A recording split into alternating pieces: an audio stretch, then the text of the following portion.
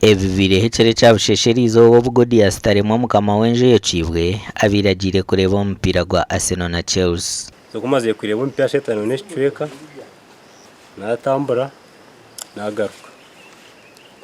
So kunta kumbenyiza kushika hihi no muryango arebe ngufure mbensigire nsibise ngufure tarho amicinyorro naura naye kanga tobu no bushuma kandi ubuntu banko bwinaze because kubibiri obushuma abe natware ibintu bibiri nkai bamuntu ekininkaw kuri umuntu yakubera umwinazi w'ikintu akije kajya ati mweri kamukora iki kuko umuntu yakubari yakitente yawe akakite mbuzi yawe narakite umwana wawe tari mwana agera ngo batakokize njeji hine binteva bandize kwiba. So kwatahire mnintekateka mesigire mutayi kumna mushanzwa ha kapeti uko size nabatazokize washikirizo yaziyaho mesigire na rudengitire nkaha muryango neyije yaji parking nitekateka na battery yaji parkinga n'ibinte bibe byangwi ikinkumanya ngo parking irabiteko mu laptop baga neberi yaho mu ameza ne yagitekamo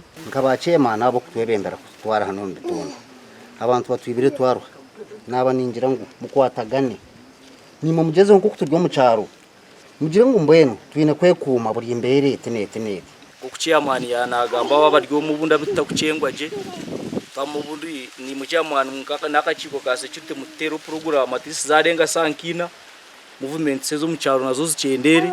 Polisi ya Mtoma Central Station yahika hamwanyogu. Because I can't comment much on what happened because it's still under inquiry.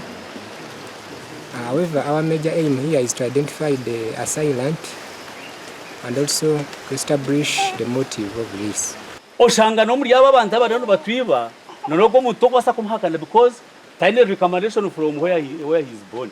Omuganda makuru abajocerwa bamagomboro mu district ya Mtoma borekero kweracera habwa abashuma nabina zabezoreza misho kandi ciresereho kutino metama y'abatura ahabwe nshongeji RDC nabandi bebembeze baragira amabaragona okukingo butarenga shahina ziciro. Mr. Speaker, sir, and honorable members, the local government's financial and accounting regulations 2007 section 6C charges council with the duty to approve annual budgets.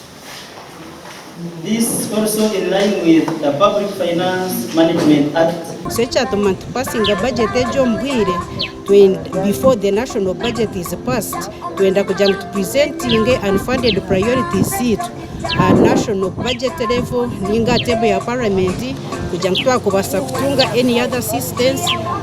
It is most welcome. Evugambirwa mu rukiko rwo kwinguza imbarira ya district eji eyo mwaka gw'2024 mushungagiri amaduka bakashenge mushunga bakatangira hecha wa primary bamwegeze ndakona twafite bamude bayateka hamuntu kuba muhereze mu security agencies umukasheshe yashoboka you know what akabona akasembi yakatanye atanabaza kuzomukoti amucharenginga. Urukiko rubiro mu kishenge cya Mtoma Town Council kandi urukurirwa speaker w'ishengero rya district eji kandi urushyirwamo na RDC. We have decided to stop at 10.